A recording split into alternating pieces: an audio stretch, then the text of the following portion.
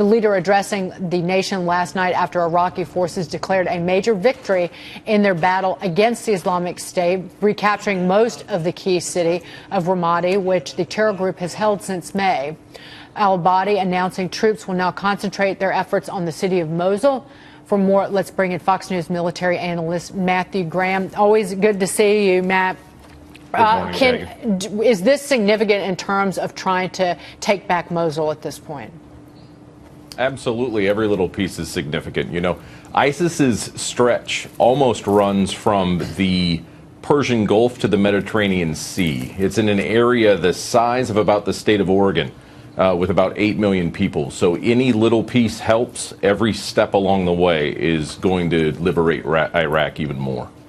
But what about, the Wall Street Journal has a terrific editorial on this. There are a number of challenges ahead in terms of making sure that the non-radical Sunni population remains loyal and keeps pushing in terms of the Sunni support in the military and of the regional areas, the local Sunni tribes. But also, until ISIS is defeated in Syria, they will still have a great deal of power. Well, absolutely. Until ISIS is defeated globally, they will still have power.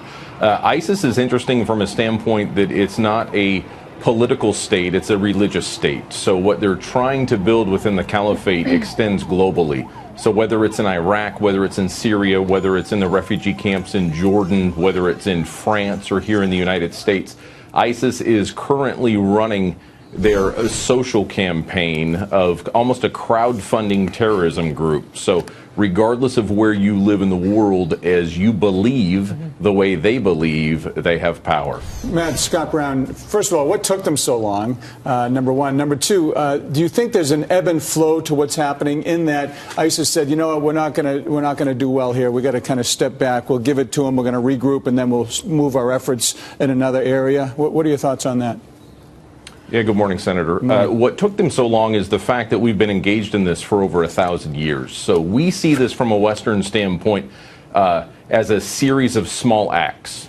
We've almost forgotten what happened prior to Christmas because everybody opened up presents, but this war has been going on for over 1,000 years.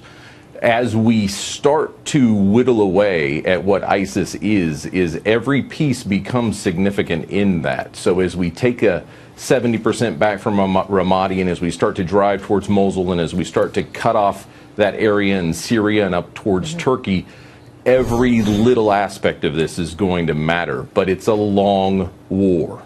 And how do you think this affects the political landscape in the Republican side in particular, with a lot of the efforts by Trump and others to say, listen, terrorism is the #1 issue? And how do you think this temporary victory or victory that may be temporary affects that discussion? Well, I think that discussion goes beyond the next 4 years. I think we need to have a strategy that attacks this threat at its core, which its core is an ideological religious base.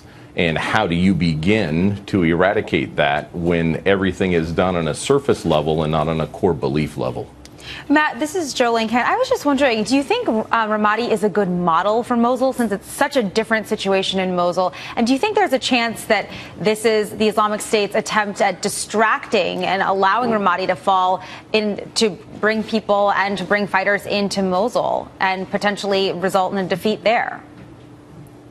Well, within a guerrilla type of a warfare, we can't really look to templates because everything changes. It matters where buildings are, where bridges are, where people congregate, where pockets of resistance happen, where neighborhoods and collective groups meet. So in the idea of a principle, yes, it can be a model, but tactically, we have to look at every situation as a unique situation, and that's why these types of protracted battles are so difficult, because they are a true insurgency. You know, Dagen, it's interesting when we talk about what's happening in Iraq right now.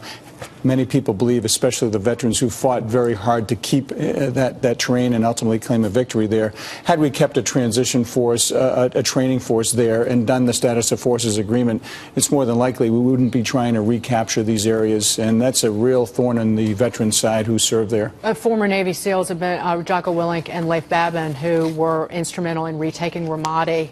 have been on this program very often. Matt, one last thing. It is a sign of weakness, though. Do you think, and you can disagree with me, that we got a message from ISIS, from the Islamic State leader al-Baghdadi, that was released over the weekend? Because, again, it is the recruiting cry of the Islamic State is victory and continued victory. And the fact that they have lost Ramadi, does it weaken their recruiting at this point? I do agree with you. It does weaken it a little bit, but what they're doing from a non-nation state standpoint is the types of recruitment that they're doing don't fit with what we believe as a traditional recruitment into the military. So while we see it as a loss, while losing the city of Ramadi is a victory for us and a partial loss for them, again, their time frame for reestablishing the caliphate is extended beyond what we're perceiving it. We're looking at it as a presidential issue. Can we fix it before 2016? Can we fix it before 2020? And in the 1,000 years, part of their recruiting strategy is to take that longer look and say, this is just a hiccup along their path. Great insight as always. Matthew Graham, thank you so much. Happy New Year if we don't see you before Dagen. then. Take care. Absolutely, you too.